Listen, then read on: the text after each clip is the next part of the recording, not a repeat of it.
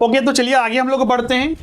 पिछला क्लास में हमने यहाँ तक प्रीवियस ईयर और असेसमेंट ईयर के जो इंपॉर्टेंट डिफिनेशंस थे, और इंपॉर्टेंट डिफिनेशन में इसमें सबसे ज्यादा जो है आपका एसएससी, आपको पता होना चाहिए खासकर पर्सन कौन है, एसएससी किसे कहते हैं, असेसमेंट ईयर और प्रीवियस ईयर। हमने इसमें कुछ पर्टिकुलर सेक्शन भी आपको पिछला क्लास में लिखाया था, एग्जाम में पूछा जाता है। जैसे कि मान लीजिए एक साइड आपका पर्टिकुलर आइटम दिए रहेंगे, प्रीवियस ईयर, असेसमेंट ईयर, उसी तरह आपका दूसरे साइड सेक्शन रहते हैं और मैच करने होते हैं, एग्जाम में ये पूछे जाते हैं।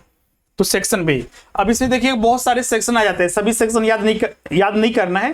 हाँ, जो स्पेसिफिक कम से कम बताया जाए वो आप याद कर लीजिएगा। हाँ बिल्कुल, आप अगर सभी सेक्शन याद करने के लिए सक्षम है तो बिल्कुल कर सकते हैं, वो और भी ज्यादा आपको बेनिफिट करेगा। अब आगे हम लोग यहां पर देखते हैं फाइनली कि जो हम लोग को पूरे इनकम टैक्स में पढ़ना है उसका हम लोग एक स्टेप देख लेते हैं। फाइनली हम लोग को इनकम टैक्स क्यों पढ़ना है? इनकम टैक्स इसलिए पढ़ना है ताकि हम किसी भी पर्सन जिसका इनकम हो रहा है उसके टैक्स लाइबिलिटी, उसका कर दायित्व, उसको किसी भी फाइनेंशियल ईयर मतलब किसी भी असेसमेंट ईयर में कितना टोटल टैक्स पे करना है वो हम लोग कैलकुलेट कर सके। हमारे मेन मोटिव वही होता है। तो आखिर उसके क्या स्टेप्स होते हैं? मान लीजिए मोहन है, मोहन एक जॉब में है, प्रोफेसर है, हर साल उसको 1,00,000 रुपया इनकम मिलता है। इसको कितना टैक्स देना होगा, सबसे पहले क्या पता करना होगा, ये चीजें तो हम लोग को पता होना चाहिए। तो वही चीज को हम लोग यहां पर स्टेप बाय स्टेप देखेंगे। जब भी हम किसी पर्सन का टैक्स लाइबिलिटी फाइंड आउट करते हैं तो सबसे पहले हम लोग, कल भी हमने बताया था कि उसका हम लोग रेसिडेंशियल स्टेटस पता करते हैं। रेसिडेंशियल स्टेटस पता करने के लिए हम लोग उसमें अप्लाई करते हैं जो इनकम टैक्स एक्ट 1961 में जो रूल्स बनाए गए हैं। ये रूल्स बनाए गए हैं सेक्शन 6 में। रेसिडेंशियल स्टेटस किसी भी पर्सन का, पर्सन कोई भी हो सकता है, एक इंडिविजुअल भी पर्सन है, एक एचयूवी पर्सन है, एक फर्म भी पर्सन है, एक एलएलपी भी पर्सन है, एक कंपनी भी पर्सन है, एक local authority, BOI, AOP, artificial judicial person, सारे पर्सन हैं। तो उन सभी पर्सन का रेसिडेंशियल स्टेटस पहली पता किया जाता है। तो स्टेप 1 यही है कि रेसिडेंशियल स्टेटस पता करें। दूसरा स्टेप आ जाता है स्टेप 2। स्टेप 2 में हम लोग क्या करेंगे, किसी पर्सन का, मान लीजिए मिस्टर एक्स है, मिस्टर एक्स का पता चल गया कि उसका रेसिडेंशियल स्टेटस है कि वो रेसिडेंट इन इंडिया है और वो भी ऑर्डिनरी रेसिडेंट। अब ये होता क्या है, अगले क्लास में इस पर हम लोग, मतलब हो सकता है कि आज ही या फिर अगले क्लास में हम लोग चर्चा करेंगे, देखते हैं आगे। तो ये हम लोग को डिटेल में पता चलेगा, बस हम यहाँ पर बता रहे हैं। जब ये पता चल गया तो उसको हम लोग देखेंगे कि इनकम कहाँ से हो रहा है, तो सोर्सेज ऑफ इनकम स्टेप 2 हो जाता है। उसके बाद हम लोग फाइंड आउट करते हैं कि इनकम इसका कहाँ से हो रहा है। जैसे कि मान लीजिए मिस्टर एक्स है, तो मिस्टर एक्स सैलरी पर्सन है, हो सकता है कि उसे हर महीने सैलरी मिल रही हो, उसका इसके अलावा एक घर भी है जो उसने किराए पर दिया हुआ है, वहां से भी उसे इनकम प्राप्त हो रहा है। इसके अलावा एक छोटा अपना पर्सनल बिजनेस भी है, वहां से भी प्राप्त हो रहा है, बिजनेस में प्रॉफिट हो रहा है। तो बैंक में डिपॉजिट करके इन्वेस्टमेंट रखा हुआ है, इन्वेस्टमेंट करके रखा हुआ है, वहां से भी इंटरेस्ट मिल रहा है। तो एक पर्सन के बहुत सारे सोर्सेज हो सकते हैं। इनकम टैक्स 5 कैटेगरी में सोर्सेस को, जो सोर्स ऑफ इनकम है उसको डिवाइड करता है इनकम टैक्स एक्ट, और वो 5 सोर्सेस होते हैं। पहला, income from salary, income from house property, मतलब कि जो घर संपत्ति होता है उससे आय, वेतन से आय, हिंदी में भी हम बता जा रहे हैं, हिंदी में भी आपको नोट्स मिलेगा, उसके लिए निश्चित रहिएगा। इतना तो आपको सैलरी का मतलब पता ही होगा। हाउस प्रॉपर्टी जो घर संपत्ति जो होते हैं उससे। उसके बाद जो पीजीबीपी इसको शॉर्ट में कहते हैं, profit and gains from business and profession. Business या फिर प्रोफेशन जो सर्विसेज वगैरह उपलब्ध कराते हैं तो उनको भी आय प्राप्त होती होगी, मतलब एक तरह से उनका बिजनेस हो गया, पूरा प्रॉफिट बिजनेस का निकलता है और उसके बाद उसमें पता चलता है कि इनकम उसका कितना है, तो वो भी हो सकता है। चौथा जो कैटेगरी होता है कैपिटल गेन, कैपिटल पूंजीगत प्राप्तियां। ये पूंजीगत प्राप्तियां आगे हम लोग डिटेल में डिस्कस करेंगे।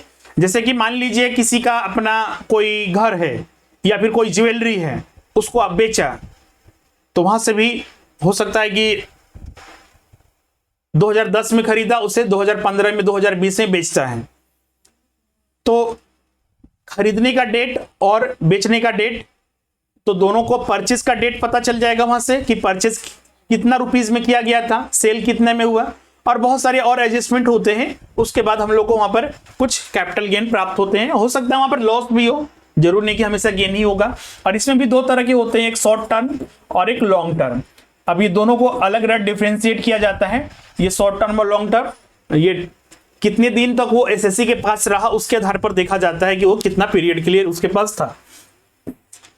ये चार तो इंपॉर्टेंट हो गया, salary, house property, PGBP business profession और कैपिटल गेन। इन सारे चार कैटेगरी में आते हैं तो ठीक है, मतलब कि आपका इनकम, अगर किसी एसएससी का इनकम, पर्सन्स का इनकम इन चार कैटेगरी में आता है तो ठीक है, इसी कैटेगरी के अकॉर्डिंग उनका टैक्स लायबिलिटी फाइंड आउट किया जाएगा।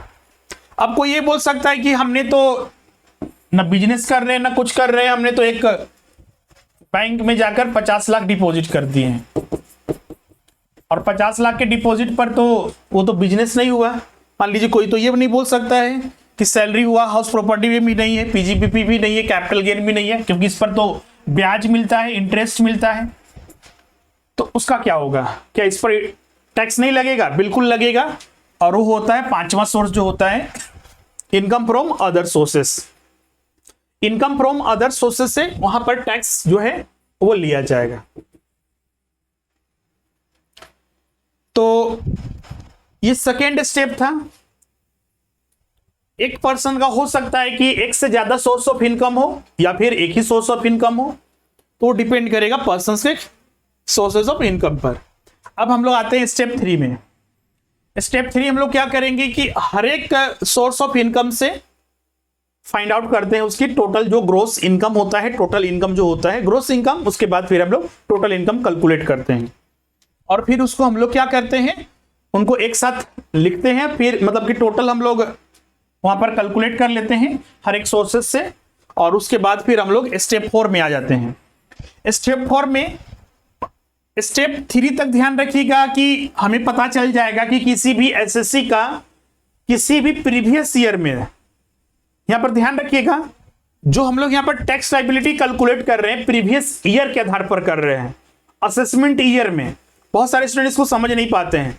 हम लोग जो मान लीजिए असेसमेंट ईयर अभी 21-22 है, तो ये टैक्स लायबिलिटी कैलकुलेट करने का जो ईयर है वो 21-22 है, लेकिन कैलकुलेट किसका हो रहा है? 2021 का, क्योंकि इसका प्रीवियस ईयर 2021 है, क्योंकि इसी साल इनकम हुआ था जो कि इस साल टैक्स दिया जा रहा है।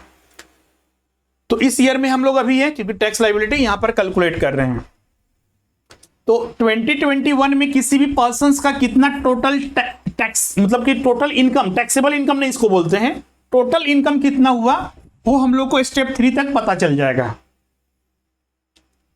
स्टेप 3 तक, उसके बाद फिर हम लोग स्टेप 4 में आते हैं। स्टेप 4 में क्लबिंग होता है। क्लबिंग का हिंदी बोलते हैं जोड़ना। जोड़ना, क्लबिंग ऑफ इनकम। जैसे कि एसएससी जो पर्सन्स होगा उसका खुद अपना जो इनकम होगा, इसके अलावा हो सकता है कि उसका अपना स्पाउस होंगे, हस्बैंड या वाइफ, और माइनर चाइल्ड वगैरह होंगे, या फिर बहुत सारे अन्य उनके ऊपर डिपेंडेंट होंगे, तो उनका कुछ इनकम होगा। तो इनकम टैक्स में प्रावधान यह है कि उनके साथ क्लब करके पूरे फैमिली का इनकम दिखाया जाता है। तो जितना भी एसएससी का इनकम हुआ वो, और अगर मान लीजिए कोई स्पाउस का या माइनर चाइल्ड का इनकम है तो उसको भी हम लोग जोड़ते हैं स्टेप 4 के आधार पर। फिर यहां तक टोटल पता चल गया कि उस फैमिली में टोटल इनकम कितना है। फिर उसके बाद स्टेप 5 हम लोग करते हैं set of and carry forward and set of of losses. इसमें क्या होता है, जैसे कि जो बिजनेस चल रहा है या फिर उसमें जो है किसी भी फाइनेंशियल ईयर में, बिजनेस में तो जरूरी नहीं कि ऐसा कि हमेशा प्रॉफिट ही हो, लॉस भी हो सकता है, या फिर कैपिटल गेन में भी लॉस हो सकता है। सैलरी में लॉसेस तो नहीं हो सकता है। निगेटिव में फिगर हाउस प्रॉपर्टी में भी आ सकता है, और अन्य कहीं में भी लॉसेस हो सकता है, लॉस दिख सकता है। तो क्या किया जाता है कि अगर किसी एक हेड्स में लॉस है तो दूसरे हेड के साथ अगर इनकम उसमें है, सोर्स ऑफ इनकम में, तो उसको सेट ऑफ किया जाता है। सेट ऑफ का मतलब सीधा सा हुआ कि किसी भी असेसमेंट ईयर में अगर एक सोर्स ऑफ हेड्स में लॉस है तो अगर और दूसरे सोर्स ऑफ इनकम में अगर अच्छे खासे प्रॉफिट है तो उसको यहीं पर सेट ऑफ कर दिया जाता है। इसी को बोलते हैं सेट ऑफ, मतलब सेम फाइनेंशियल ईयर में, सेम असेसमेंट ईयर में। हो सकता है कि ये भी कि जो लॉस हो रहा है वो लॉस अभी भी दिख ही रहा है सेट ऑफ होने के बाद भी, या फिर सफिशिएंट नहीं था उस साल का प्रॉफिट दूसरे सोर्स ऑफ इनकम में, तो उसको फिर कैरी फॉरवर्ड किया जाता है। कैरी फॉरवर्ड मतलब कि इस साल सेट ऑफ नहीं हुआ तो अगले साल के फाइनेंशियल ईयर में जब सफिशिएंट प्रॉफिट होगा तब वहां पर सेट ऑफ किया जाता है। वही यहां पर स्टेप 5 हम लोग करते हैं। फिर स्टेप 6 में जो है ये सारे स्टेप 5 पर करने के बाद हम लोग यहां पर जीटीआई कैलकुलेट कर लेते हैं। जीटीआई क्या है? Gross total income. इसको ग्रोस इसलिए बोलते हैं क्योंकि यह वो इनकम नहीं है जिस पर एसएससी को टैक्स देना है, बल्कि यह वह इनकम होता है जिसमें यह पता चल पाता है कि हाँ वास्तव में एसएससी का टोटल इनकम कितना है। अब इसके बाद चूंकि इसको ग्रोस बोले हैं तो इसके बाद कुछ और भी एडजस्टमेंट करेंगे। तो 7वां एडजस्टमेंट हम लोग करते हैं डिडक्शंस।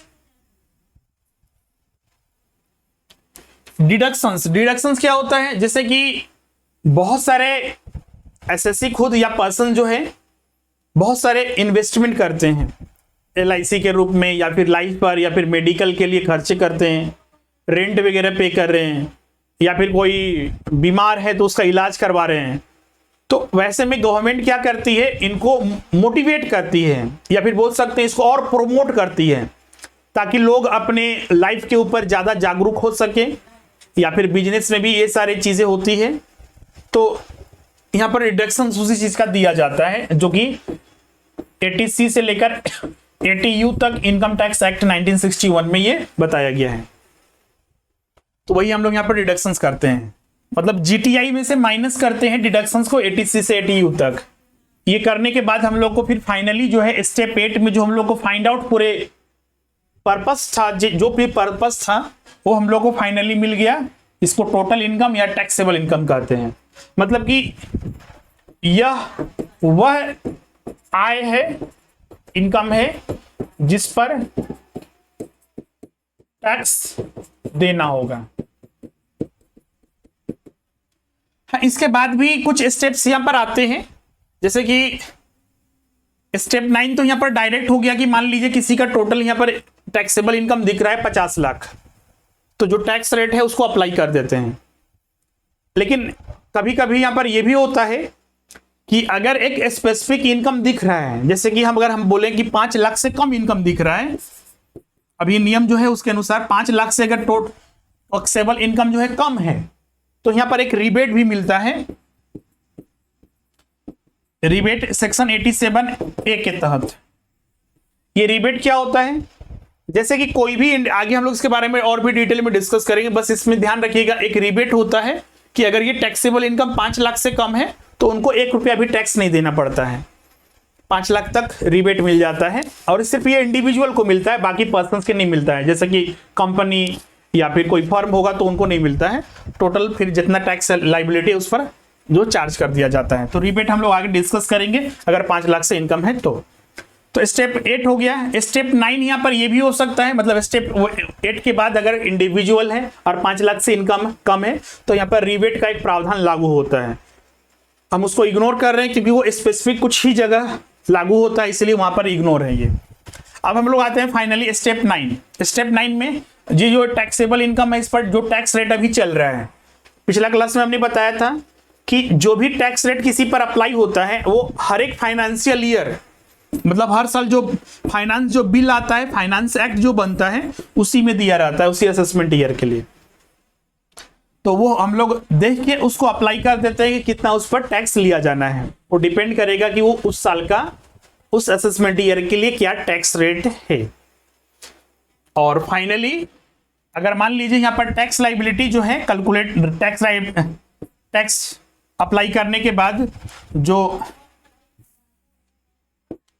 टोटल जो टैक्स है वो आता है, मान लीजिए x, ये x आया। तो अभी ये पूरा काम नहीं हुआ है, इस पर और भी हम लोग को और काम करना है जो यहाँ पर नहीं है, लेकिन वो यहाँ पर जैसे कि गवर्नमेंट जो यहाँ पर है कुछ और भी चार्ज लेते हैं, एक को बोलते हैं सरचार्ज और दूसरा को बोलते हैं सेज। अभी जो है हेल्थ एंड एजुकेशन सेज जो है लिया जा रहा है, जो कि अभी 4% है। और सरचार्ज का अपना रेट होता है, वो डिपेंड करेगा कि उस साल का टोटल इनकम कितना था, उस पर डिपेंड करता है सरचार्ज अप्लीकेबल होगा कि नहीं। सरचार्ज क्या होता है? Surcharge tax on tax. जैसे कि एक हमने कैलकुलेट किया तो मतलब टोटल टैक्स यहां पर कैलकुलेट कर लिए, टैक्स लाइबिलिटी मतलब टैक्स रेट अप्लाई करने के बाद, तो इसी अमाउंट पर फिर हम लोग मान लीजिए ये 10% आता है तो 10% एक्स का 100 रुपया है तो 10% 100 का, मतलब कि सरचार्ज जो होता है टैक्स ऑन टैक्स, टैक्स पर भी आपसे टैक्स लिया जाएगा, उसी को सरचार्ज कहते हैं। सेज भी वही है, टैक्स ऑन टैक्स, लेकिन दोनों में अंतर क्या है? दोनों में ये अंतर है कि सरचार्ज जो होता है, चूंकि ये सरचार्ज किया हुआ एक टैक्स ही हो गया, एक समझिए, तो सरकार की एक इनकम हो गया, तो सरकार ये अलग से क्यों लेती है?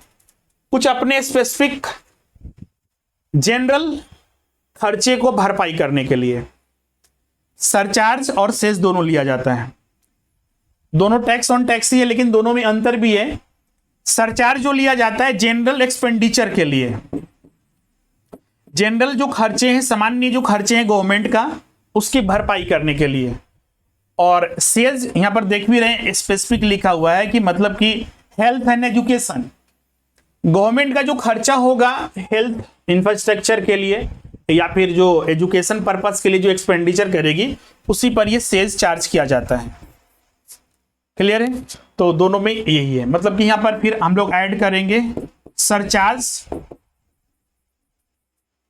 इफ अप्लीकेबल, क्योंकि सरचार्ज सभी को नहीं देना पड़ता है, वो डिपेंड करेगा कि उसका टोटल या टैक्सेबल इनकम कितना है, plus health and education cess, ये तो फिक्स होता है 4% है भी। तो फाइनली हम लोग यहां पर लास्ट में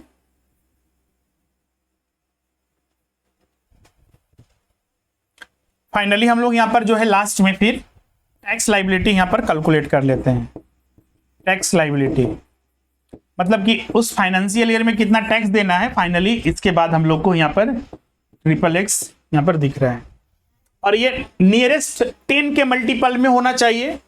जैसे कि मान लीजिए यहां पर पता चला कि 211 रुपया टोटल जो है टैक्स लाइबिलिटी आया, तो ये नियरेस्ट 10 के मल्टीपल में होगा, तो इसका जो अमाउंट हम लोग लिखेंगे 210। मतलब कि अगर ये डिपेंड करेगा ये कितना है, अगर 5 से लेस है, 1 2 3 4 है, तो नियरेस्ट 10 कौन होगा? जो प्रीसीडिंग। और अगर 5 से एबव है तो नेक्स्ट जो मल्टीपल 10 का मल्टीपल होगा, जैसे कि मान लीजिए यहां पर 216 है, तो ये 220 रुपया नियरेस्ट हम लोग अमाउंट लिखते हैं। मतलब टोटल टैक्स लाइबिलिटी नियरेस्ट 10 में होता है। 5 या 5 से एबव है तो नेक्स्ट नियरेस्ट 10, और 5 से कम है तो जो प्रीसीडिंग जो नियरेस्ट 10 होगा उसी में ये लिखा जाता है। तो ये फाइनली जो अभी तक हम डिस्कस कर रहे थे, इसमें ये बता रहे थे कि पूरे इनकम टैक्स में हम लोग को क्या पढ़ना है। तो पूरे इनकम टैक्स में यही पढ़ना है कि कैसे टैक्स लाइबिलिटी किसी का फाइंड आउट करना है। पूरे टैक्स मतलब कि अगर इतना हम लोग कर लेते हैं तो पता चल जाएगा कि किसी एसएससी का इनकम टैक्स कैसे फाइंड आउट करना है। और पूरे इनकम टैक्स में यही सब हम लोग शुरू से लेकर अंत तक पढ़ना है। इसमें कुछ रोल आ जाएगा फिर लास्ट में इनकम टैक्स अथॉरिटीज का, और टैक्स रिटर्न कैसे फाइल करते हैं, बाकी सारे यही रहेंगे। क्लियर है? अब यहां तक किसी को कोई डाउट है, कुछ पूछना चाहते हैं तो आप यहां पर पूछ सकते हैं। अगला जो हम लोग यहां पर, जैसे कि यहां पर बताया हमने कि टैक्स रेट अप्लाई करते हैं, तो ये टैक्स रेट हम लोग को कहां मिलेगा? टैक्स रेट आगे हम लोग चर्चा करेंगे।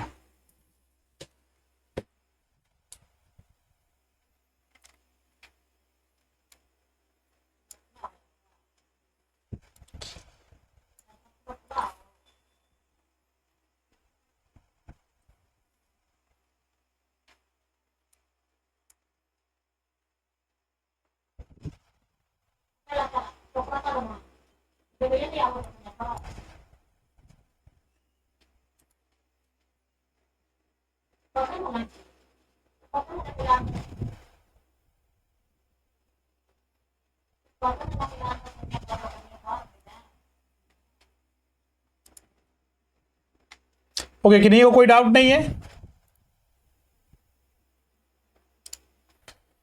तो चलिए आगे बढ़ते हैं। अब यहां पर जो अप्लीकेबल टैक्स रेट है उसको हम लोग देखते हैं यहां पर। अब फाइनेंशियल ईयर जो है आपका 21 होगा।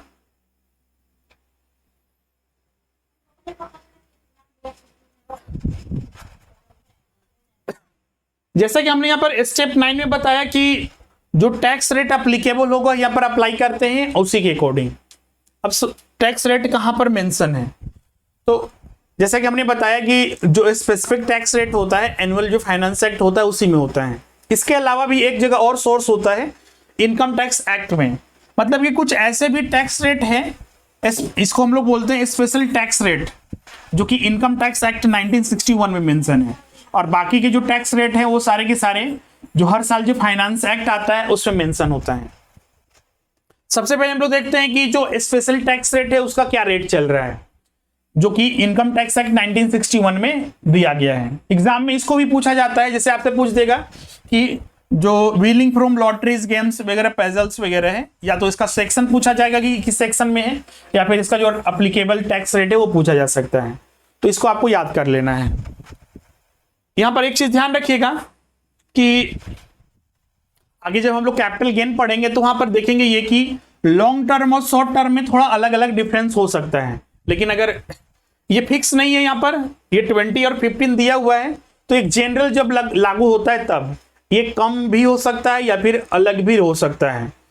तो 20% लॉन्ग टर्म में जो कि सेक्शन 112 है, और शॉर्ट टर्म कैपिटल गेन में 111A 15% के बेसिस पर।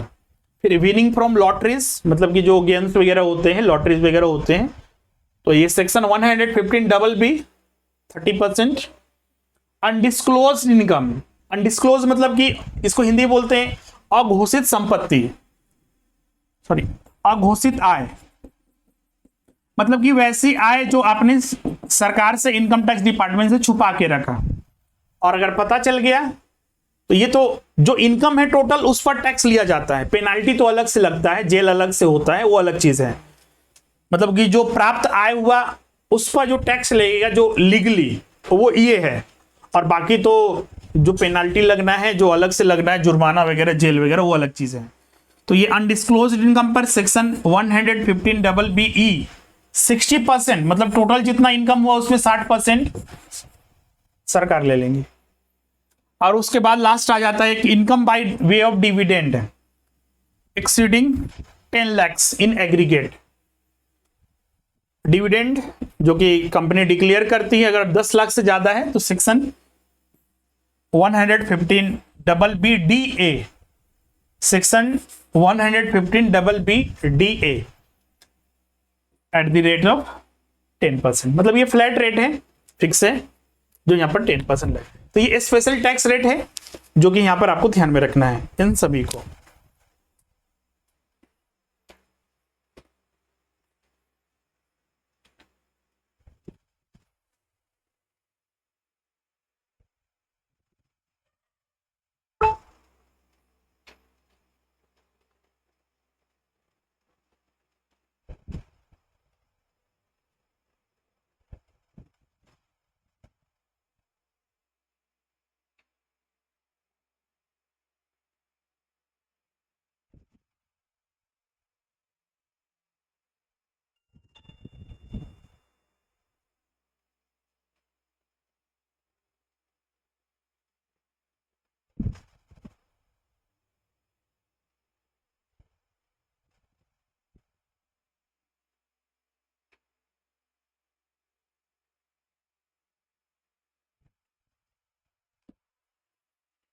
ओके, तो अब आगे बढ़ते हैं।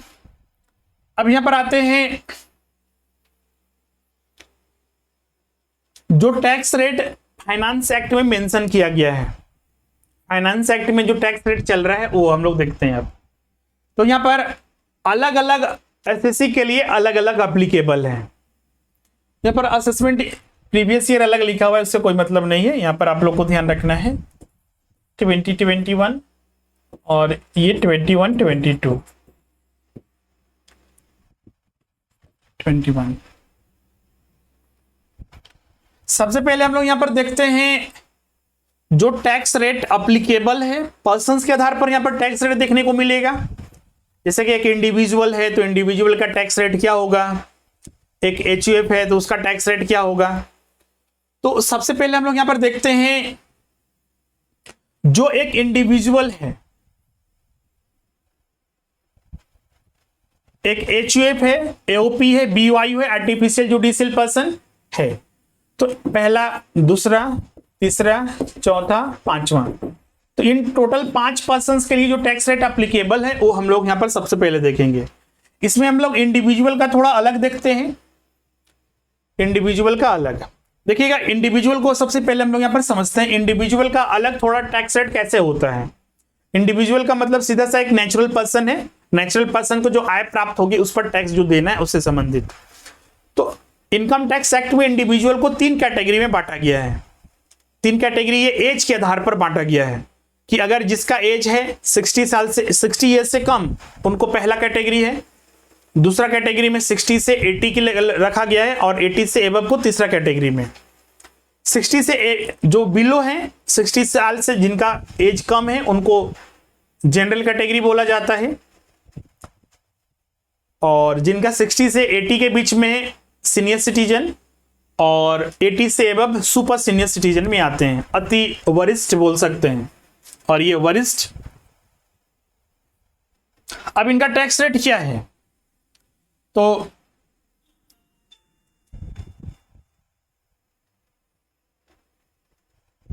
एक एक करके हम लोग यहां पर देखते हैं।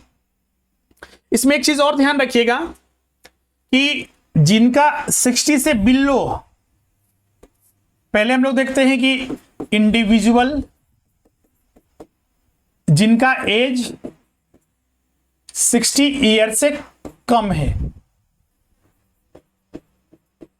Plus HUF plus AOP BOI plus artificial judicial persons जितने भी हैं, मतलब इन सब का टैक्स रेट एक ही है। इंडिविजुअल जिनका एज 60 से कम है और बाकी सभी सबका टैक्स रेट सेम ही है। तो क्या टैक्स रेट चल रहा है इनका,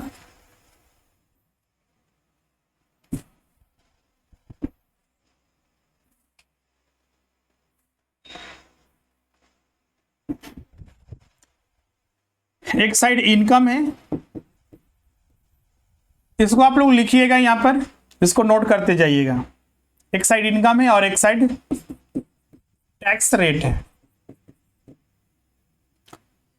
इनकम अगर 2.5 लाख तक है, अप टू 2,50,000, तो टैक्स रेट जो होगा यहां पर नील होगा।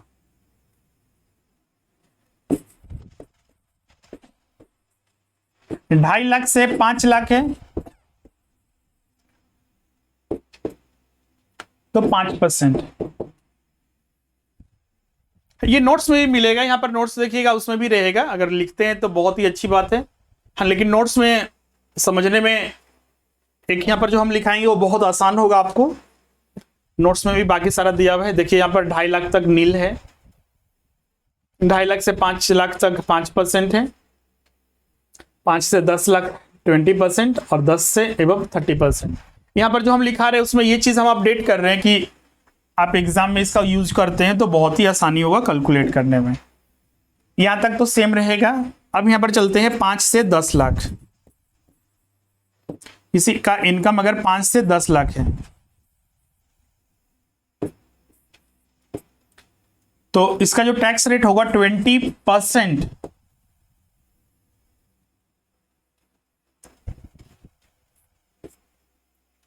जितना टोटल इनकम है उसको हम एक्स से यहां पर दिखा रहे हैं, माइनस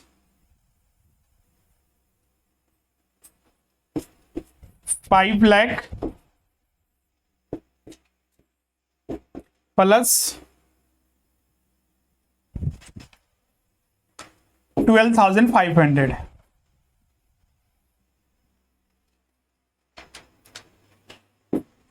अब यहां पर लास्ट हम लोग आ जाते हैं एबव 10 लाख, 10 लाख। तो 30% ऑफ एक्स, एक्स क्या चीज है? 10 लाख से एबव जो भी इनकम होगा वहां पर एक्स आएगा। जैसे कि मान लीजिए 10 लाख से एबव 15 लाख है तो एक्स में 15 लाख लिखेंगे, माइनस 10 लाख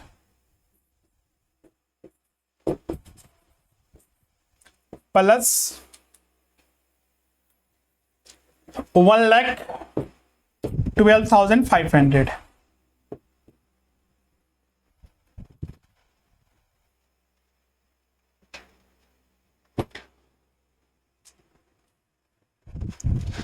इसका बेनिफिट यहाँ पर क्या है और जो हमने ये दिया था उसका बेनिफिट यहाँ पर तो जैसे कि जैसे कि मान लीजिए किसी मिस्टर एक्स है, मिस्टर एक्स का पता चला कि टोटल जो टैक्सेबल इनकम है वो 16,50,000 है।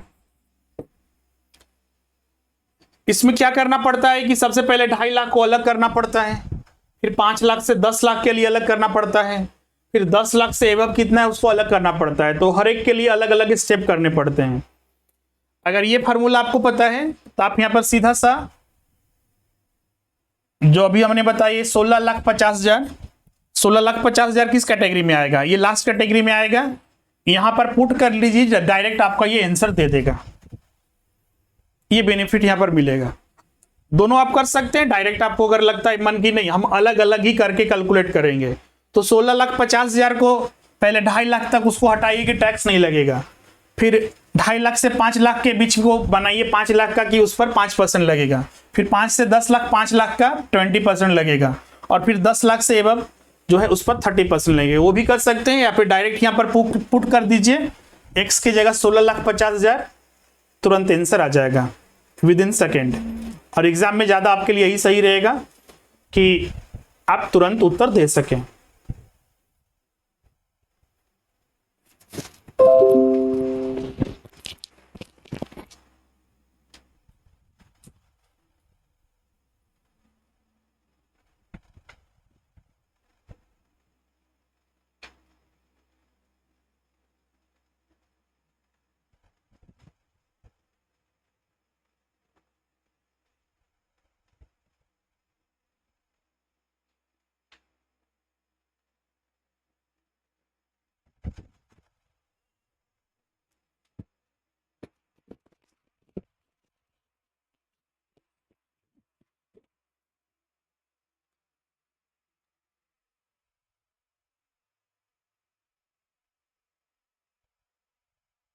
तो ये जो टैक्स रेट था इंडिविजुअल जिसका एज 60 से कम है, HUF, AOP, BOI, artificial judicial person. उसी तरह अगर मान लीजिए यहां पर ये लिखना रहे, अब इंडिविजुअल जिसका एज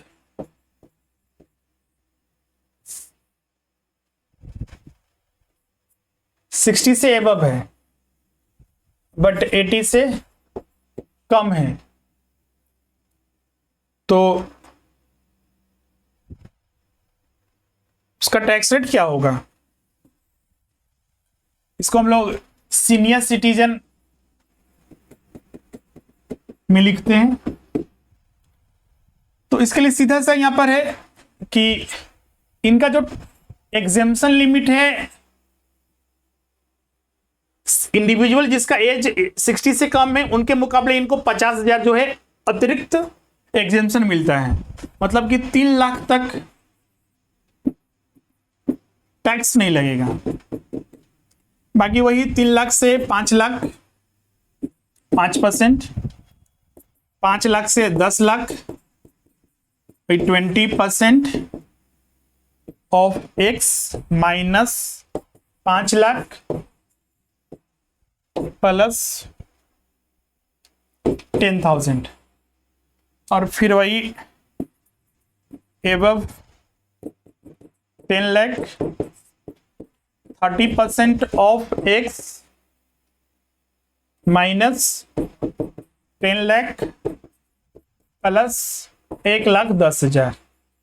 ये समझ में आ रहा है ना? ये 10,000 कहां से हम लिख रहे हैं और 1,10,000 कहां से लिख रहे हैं? या फिर यहां पर भी हमने लिखा था ये 12,500 कहां से लिख रहे हैं और 1,000 ये 1,12,500 कहां से लिख रहे हैं?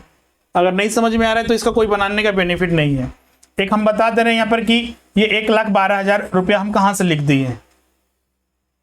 हम क्या किए यहाँ पर कि 10 लाख से एबव पर 30% लगेगा, तो मतलब कि हम 10 लाख से पहले कितना टैक्स लग जाएगा उसको हम यहाँ पर पहले ही बता दिए कि 1,12,000। कैसे? तो 2.5 लाख तक कुछ भी टैक्स नहीं लगेगा। 2.5 लाख से 5 लाख के बीच में कितना हुआ, ये 2.5 लाख हुआ, इसका डिफरेंस 2.5 लाख पर 5% लगेगा, और 2.5 लाख का 5% कीजिएगा तो ये 12,500 आता है। इसीलिए हमने यहाँ पर लिख दिया। जो सेकेंड स्टेप में हमने यहाँ पर है कि यहाँ पर देखिएगा 5 लाख से एबव, मतलब कि 5 लाख तक अगर पूछा जाए कि टैक्स मैक्सिमम कितना देना पड़ेगा तो 12,500 होगा, इसीलिए हमने यहाँ पर 12,500 लिखा है। अब यहाँ पर देखिए 10 लाख से एबव, मतलब कि 10 लाख तक का एडजस्टमेंट हो चुका है। अब तो 10 लाख तक कितना टोटल टैक्स लगेगा, तो 10 लाख तक टोटल जो टैक्स लगेगा 12,500 यहाँ पर, और यहाँ पर देखिए 5 लाख से 10 लाख के बीच में डिफरेंस कितना है, 5 लाख का। तो 5 लाख का 20% कितना होगा, 1 लाख टैक्स। तो 1 लाख प्लस 12,500 वहीं से ये आया 1,12,500। उसी तरह यहाँ पर सीनियर सिटीजन में भी हमने किया, 3 लाख तक टैक्स नहीं देना है, 3 से 5 के बीच में 5% देना है, मतलब कि 3 से 5 के बीच में मतलब कितना मैक्सिमम टैक्स देना होगा, 2 लाख पर 5% 10,000। तो देखिए यहाँ पर 5 लाख से 10 लाख के बीच में 5 लाख तक का अगर हम एडजस्टमेंट करते हैं तो 10,000 टोटल टैक्स देना पड़ेगा। तो बाकी का टैक्स तो x माइनस 5 लाख, 5 लाख तक हमने माइनस यहाँ पर 5 लाख क्यों किया, क्योंकि 5 लाख तक का हमने टैक्स यहाँ पर शामिल कर दिया है।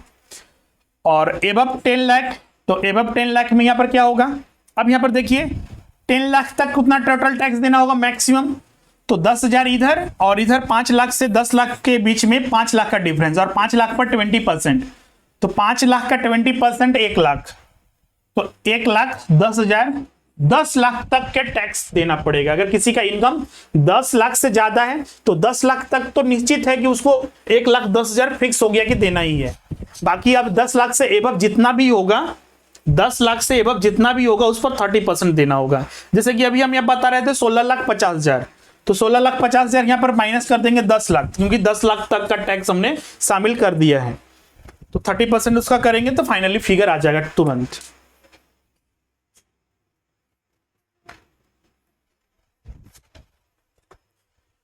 क्लियर है? अब फाइनली जो 80 से एबव है,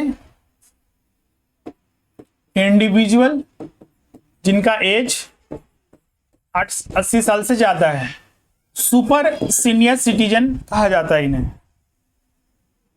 अब इनको देखिएगा एग्जेम्पशन, इनको सीनियर सिटीजन के मुकाबले 2 लाख ज्यादा मिलता है, मतलब कि अप टू 5 लाख टैक्स नहीं देना है सुपर सीनियर सिटीजन को। 5 लाख से 10 लाख 20%, मतलब कि इनमें 5% का स्लैब रेट होता ही नहीं है, और ना 10% का, 5% का तो है ही नहीं। और 10% से मतलब 10 लाख से एबव 10 लाख तो 30% of x minus 10 lakh plus कितना लिखेंगे यहाँ पर, हम लोग को यहाँ पर 10 लाख तक एडजस्टमेंट कर लिए, तो 10 लाख पर मैक्सिमम कितना टैक्स हो सकता है, तो 10 लाख पर, क्योंकि 5 लाख तक टैक्स नहीं देना है तो 5 लाख पर देना है, तो 5 लाख के 20% 1 लाख, ये इसका स्लैब रेट है।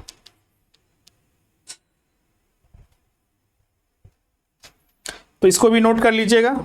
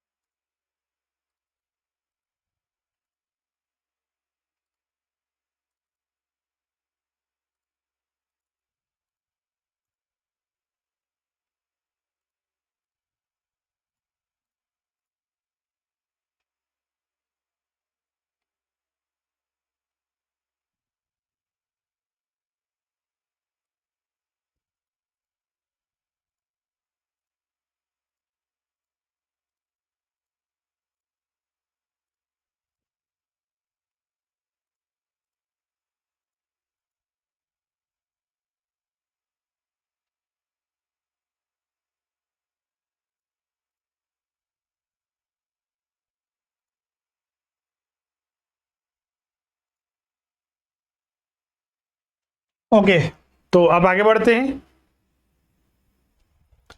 तो फाइनली यहां पर जितने भी पर्सन्स हैं, पर्सन्स में हमने individual, HUF, AOP, association of person, body of individual, artificial judicial person, इन सब का टैक्स रेट क्या होगा वो हमने देख लिया। अब फाइनली जो बाकी अब बचे टैक्स रेट में, अगला जो है LLP और फर्म के लिए। तो LLP और फर्म के लिए स्लैब रेट नहीं होता है। स्लैब रेट मतलब कि इनकम जैसे जैसे बढ़ता है टैक्स रेट भी बढ़ता है, और फ्लैट रेट में एक फिक्स होता है। तो फर्म और LLP के लिए फिक्स ही होता है, इनका 1 रुपया इनकम हो चाहे 1 करोड़ हो, 30% टैक्स देना है। लोकल अथॉरिटी के लिए भी फ्लैट रेट होता है 30%। कॉर्पोरेटिव सोसाइटी का यहां पर भी एक स्लैब रेट होता है, एक साइड टोटल इनकम है, एक साइड रेट है। तो यहां पर देखिएगा लोकल अथॉरिटी का अगर इनकम 10 लाख तक है तो 10,000 तक है तो 10%, 10,000 से 20,000 है तो 20%, और 20,000 से ज्यादा है तो 30%। अब एक कंपनी के लिए बात करते हैं, कंपनी में क्या टैक्स रेट चल रहा है। तो अगर किसी कंपनी का टर्नओवर किसी भी फाइनेंशियल ईयर में, किसी भी प्रीवियस ईयर में 50 करोड़ से ज्यादा नहीं है तो उसके लिए जो टैक्स रेट है वो 25% है। और अगर 50 करोड़ से ज्यादा अगर है टर्नओवर या ग्रोस रिसिप्ट्स, ध्यान रखिएगा ये टोटल इनकम नहीं है, उस कंपनी का टोटल टर्नओवर और या ग्रोस रिसिप्ट्स अगर 50 करोड़ से ज्यादा है तो जो 30% होगा। और अगर कोई फॉरेन कंपनी है, फॉरेन कंपनी का मतलब सीधा सा जिसका रजिस्ट्रेशन इंडिया के बाहर हुआ है, बिजनेस सिर्फ इंडिया में चल रहा है, तो उसे उस पर जो टैक्स रेट होगा वो 40% होगा।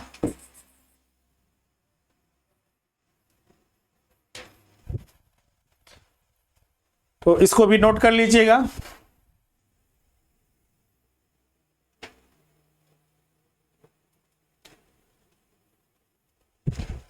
तो फाइनली जितने भी टैक्स रेट थे, जितने भी पर्सन्स का, वो सारा कंप्लीट होता है। जितने भी पर्सन्स थे सारे का टैक्स रेट कंप्लीट होता है। यहां पर देखिएगा टैक्स रेट जो हमने अभी ये बताया है, इसका एक अलग विकल्प भी है किसी एसएससी के पास, वो आगे हम लोग डिस्कस करेंगे। विकल्प क्या है कि अगर आप इस टैक्स रेट के अकॉर्डिंग चल रहे हैं तो आपके ऊपर यही टैक्स रेट लागू होगा। अगर आपको लगता है कि नहीं हमें एक न्यू रिजाइम, आगे हम एक बताएंगे आपको कि इंडियन गवर्नमेंट ने पिछले साल जो है टैक्स रेट में बदलाव किया था और उसमें बहुत ज्यादा बदलाव हुआ है, और उसमें टैक्स रेट जो है अलग अलग हैं। लेकिन एसएससी के लिए दोनों के लिए विकल्प है, या तो आप इस रेट से चलिए, ये हो गया आपका ओल्ड टैक्स रेट। ओल्ड का मतलब ये नहीं रखना है कि प्रीवियस ईयर इसका अलग होगा, मतलब खत्म हो गया, ये एक्सपायरी हो गया। ओल्ड का मतलब ये हुआ कि ये इस असेसमेंट ईयर के लिए भी एप्लीकेबल है, लेकिन आप जो पहले से चलती आ रही रेट है उसी को आप अपनाए हुए हैं। और एक होता है new regime, new rate. New rate जो ये पिछले फाइनेंशियल ईयर में इंट्रोड्यूस किया गया, अगर कोई एसएससी इसके अनुसार चल रहा है तो इसमें मूव कर सकता है। मान लीजिए अगर कोई एसएससी है, उसको ओल्ड टैक्स रेट के आधार पर ही, मतलब ये जो टैक्स रेट है हम उसी के आधार पर टैक्स देंगे, तो बिल्कुल कोई दिक्कत नहीं, आप इसी के आधार पर दीजिए। अगर मान लीजिए कुछ साल बाद आप लगता है कि नहीं कि हम इसके आधार पर टैक्स देंगे, तो इसी के आधार पर दीजिए। लेकिन एक चीज है कि जो इस रेट पर दे रहा है टैक्स, इसमें मूव कर सकता है। लेकिन अगर कोई इसमें एक बार मूव हो गया कि मान लीजिए मोहन जो टैक्स देता था अब इसके अकॉर्डिंग टैक्स दे रहा है, तो इसका फिक्स हो गया कि अब आने वाले फ्यूचर तक सिर्फ इसी रेट के आधार पर टैक्स देना पड़ेगा। फिर वो अगर फिर बाद में ये चाहता है कि नहीं अब हम न्यू रेट पर नहीं देंगे टैक्स, हम ओल्ड में ही चले जाएंगे, तो ऐसा नहीं होगा। इसमें जो है इसमें जा सकता है, लेकिन इससे फिर इसमें वापस नहीं आएगा। ये नियम यहां पर है। क्लियर है?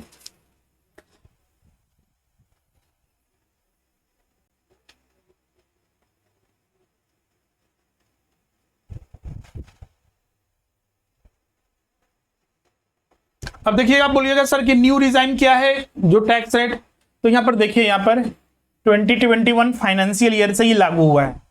जैसे अभी एक इंडिविजुअल का हम बता रहे थे ना, हम यहाँ पर एक एग्जांपल लेके बता रहे हैं कि उसका टैक्स रेट क्या चल रहा है। तो यहाँ पर देखिए, यहाँ पर बहुत सारे स्लैब्स मिलेंगे। वहां पर तो क्या मैक्सिमम कितना हम लोग स्लैब देख रहे थे, अगर एक इंडिविजुअल 60 साल से कम का देखते हैं तो 2.5 लाख तक नील, 2.5 लाख से 5 लाख दूसरा हुआ, 5 लाख से 10 लाख तीसरा, और चौथा 10 लाख से एबव। यहां पर देखिए 2.5 लाख तक नील यहां पर भी है। अब यहां पर देखिए 2.5 लाख से 3 लाख, फिर 3 लाख से 5 लाख। यहां पर एक रिबेट होता है, रिबेट की वजह से ये भी एक ही स्लैब रेट है, मतलब 2.5 लाख से 5 लाख। फिर यहां पर देखिए 5 लाख से 7.5 लाख का एक यहां पर आ जाता है। अगर मान लीजिए इस रेट के अकॉर्डिंग चलिएगा तो अगर किसी का 5 से 7 लाख के, मतलब कि यहां पर वहां पर देख रहे थे ओल्ड में कि 5 से सीधा 10 लाख था, यहां पर देखिए 5 से 7.5 लाख है, और इस पर 10% ही टैक्स लगेगा, 10%। फिर 7.5 लाख से 10 लाख 15%, फिर 10 लाख से 12.5 लाख। वहां पर देख रहे थे कि 10 लाख से एवं जितना भी होगा 30%। यहां पर देखिए अलग है, 10 लाख से 12.5 लाख 20%, फिर 12.5 लाख से 15 लाख 25%, और 15 लाख से एवं के लिए 30% है यहां पर। मतलब कि बहुत बड़ा डिफरेंसेस यहां पर हुआ है।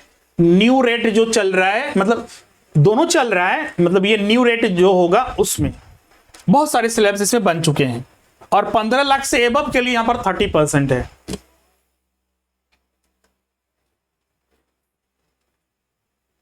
अब सवाल उठता है कि मेरे एग्जाम के लिए कौन याद रखना है, क्योंकि अब ये दोनों एप्लीकेबल होगा तो दोनों याद रखना है, इसलिए हम यहां पर दोनों डिस्कस कर रहे हैं। अब एग्जाम में तो आपको ये नहीं लिखेगा कि नहीं, कि डिपेंड करता है एग्जाम में क्या लिखा हुआ है,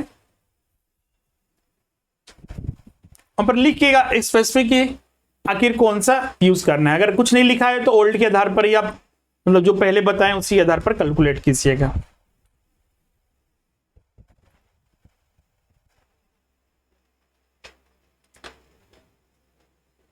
क्लियर है?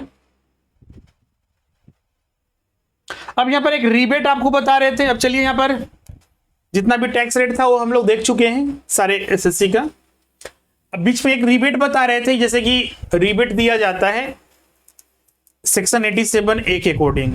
ये पहली बार इंट्रोड्यूस किया गया था फाइनेंस एक्ट 2013 में। एग्जाम में सीधे प्रश्न पूछा जाता है कि रिबेट पहली बार इंट्रोड्यूस कब किया गया था। तो रिबेट जो था पहली बार जो इंट्रोड्यूस किया गया था फाइनेंस एक्ट 2013 में। रिबेट होता क्या है? एक तरह से एडिशनल बेनिफिट, कि अगर किसी पर्सन्स का, और पर्सन में सिर्फ और सिर्फ इंडिविजुअल, मतलब बोल सकते हैं कि रिबेट का बेनिफिट सिर्फ इंडिविजुअल को मिलेगा according to section 87A। Individual, और वो भी दूसरा पहला तो कंडीशन हो गया कि रिबेट सिर्फ इंडिविजुअल को मिलेगा। दूसरा कंडीशन कि उसका इनकम 5 लाख से ज्यादा नहीं होना चाहिए। अब बोलिएगा 5 लाख से, मान लीजिए 5 लाख से ज्यादा 1 रुपया हो गया तो नहीं मिलेगा। नेट मतलब 5 लाख से कम ही होना चाहिए। 5 लाख 1 रुपया भी हो गया तो रिबेट का बेनिफिट नहीं मिलेगा, क्योंकि नियम ही है 5 लाख से कम के लिए। अब सवाल उठता है कि रिबेट कितना मिलेगा? रिबेट कितना मिलेगा? तो रिबेट मैक्सिमम 12,500 मिलेगा, क्योंकि अब देखिएगा 12,500 किस आधार पर मैक्सिमम बोला गया है। अभी हम इंडिविजुअल जिसका एज 60 से कम था, तो हमने अभी बताया आपको कि 2.5 लाख तक तो उसको टैक्स देना ही नहीं है, वो एग्जेम्पशन में आता है। 2.5 लाख से एबव अगर इनकम है 5 लाख तक तो 5% टैक्स देना पड़ता है। तो 2.5 लाख तक नहीं देना है, मतलब कि अप टू 5 लाख तक 2.5 लाख नहीं देना है, तो बाकी के 2.5 लाख पर 5%, तो वही 5% का रिबेट यहां पर दिया गया है।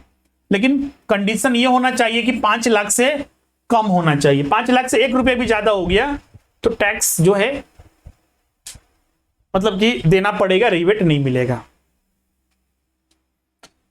तो पहला कंडीशन तो एक इंडिविजुअल होना चाहिए। और इसमें एक चीज और ध्यान रखिएगा, इंडिविजुअल भी वो भी कैसा, मान लीजिए कोई एक नॉन रेसिडेंट है, तो क्या नॉन रेसिडेंट को ये बेनिफिट मिलेगा? नहीं, सिर्फ रेसिडेंट इन इंडिया। इंडिविजुअल जो रेसिडेंट इन इंडिया है और जिसका income not exceed ₹5 lakh shall be entitled to deductions from income tax of an amount to 100%, मतलब टोटल 12,500 टोटल को टोटल हो जाएगा एग्जेम्प्ट अमाउंट ऑफ ₹12,500 ऑफ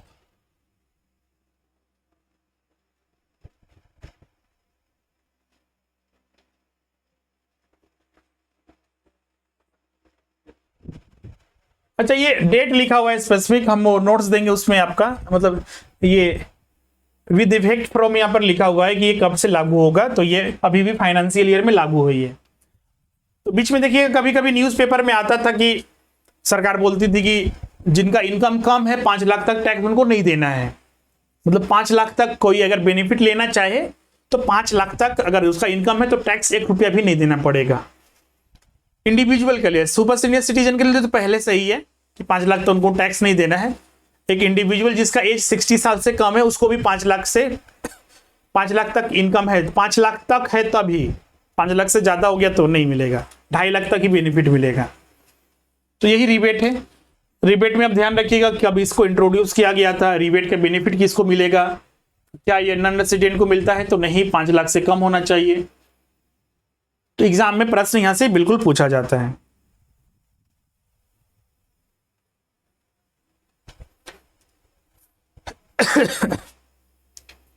अब यहां तक कि नहीं, वो कोई डाउट है, कुछ पूछना चाहते हैं तो आप यहां पर पूछ सकते हैं।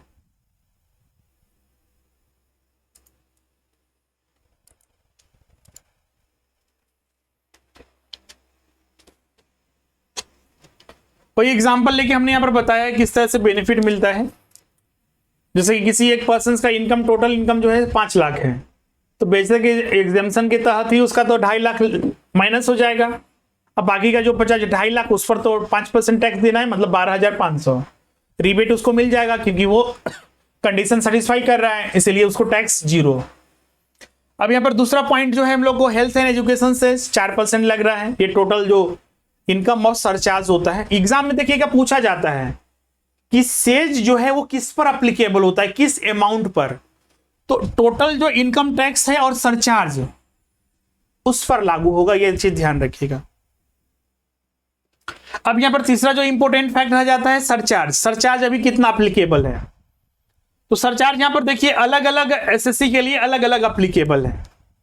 अभी हम बता भी रहे थे कि सरचार्ज सभी को नहीं देना है, क्योंकि सरचार्ज एक एडिशनल टैक्स होता है जो गवर्नमेंट लेती है। हेल्थ एंड एजुकेशन से सभी को देना है, क्योंकि यहां पर कोई कंडीशन नहीं कि किसको पे करना है, मतलब कि सभी को पे करना है। लेकिन सरचार्ज के लिए कंडीशन है कि देखा जाएगा सबसे पहले कि पर्सन वो कौन सा है, और देखा जाएगा कि उसका नेट टैक्सेबल इनकम किसी भी प्रीवियस ईयर में वो कितना गया है। अगर हम बात करते हैं कंपनी में, तो अगर एक डोमेस्टिक कंपनी या फॉरेन कंपनी है तो उनको सरचार्ज नहीं देना है अगर उनका टोटल जो इनकम है वो 1 करोड़ से कम है, मतलब अप टू 1 करोड़ तक उनको सरचार्ज नहीं देना है। लेकिन अगर 1 करोड़ से ज्यादा है लेकिन 10 करोड़ से कम है तो सरचार्ज अप्लीकेबल है। डोमेस्टिक कंपनी के लिए 7% और फॉरेन कंपनी के लिए 2%, और 10 करोड़ से अगर ज्यादा है तो 12% डोमेस्टिक कंपनी के लिए और फॉरेन कंपनी के 5%। ध्यान रखिएगा 10 करोड़ 1 करोड़ हम जो बता रही है नेट टैक्सेबल इनकम जो है उसको देखना है, टर्नओवर यहां पर नहीं देखना है। अब बात करते हैं एक इंडिविजुअल एचयूएफ, एओपी और बीओआई और आर्टिफिशियल जुडिशियल पर्सन के लिए, इनके लिए सेम रेट है। अगर एक इंडिविजुअल एचयूएफ या फिर अन्य जो यहां पर लिखा हुआ है पर्सन्स, अगर उसका सरचार्ज तब अप्लीकेबल तब होगा जब उसका टोटल जो टैक्सेबल इनकम है वो 50 लाख तक है, तो उस पर टैक्स मतलब सरचार्ज नहीं देना है। अप टू 50 लाख इनकम है सरचार्ज अप्लीकेबल नहीं होगा। हाँ, लेकिन अगर 50 लाख से 1 करोड़ है तो 10% सरचार्ज सभी इंडिविजुअल को देना है, और 1 करोड़ से एबव है, ध्यान रखिएगा इनके लिए सरचार्ज का रेट जो है 3 ही है। अप टू 50 लाख नील, 50 से 1 करोड़, 50 लाख से 1 करोड़ 10%, और 1 करोड़ से एबव 15%। 1 करोड़ से एबव होने पर ही 15%। और अगर कॉर्पोरेटिव सोसाइटी है, लोकल अथॉरिटी है, फर्म है, एलएलपी है, तो उनके लिए सरचार्ज कैसा है? तो उनके लिए 2 ही स्लैब है। अप टू 1 करोड़ नहीं देना है सरचार्ज, 1 करोड़ से अगर ज्यादा है तो 12%। तो ये सरचार्ज का टोटल रेट था सभी पर्सन्स के लिए, और उनका स्लैब था कि किस आधार पर उनको पेमेंट करना है और कब पेमेंट करना है। तो फाइनली जितने भी टैक्स रेट्स हैं वो सारे के सारे आपके कंप्लीट होते हैं। और आज के क्लास का मेन मोटिव यही था कि जितने भी टैक्स रेट हैं, जितने भी इंपॉर्टेंट इसमें टैक्स लायबिलिटी कैलकुलेट करते वक्त लागू होता है, वो सब हमको यहां पर बताना था। फाइनली वो आपका कंप्लीट होता है।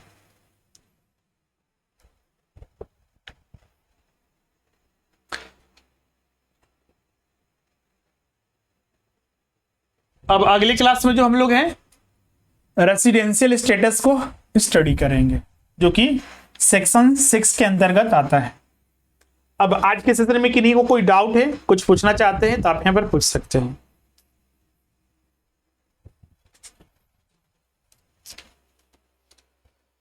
ओके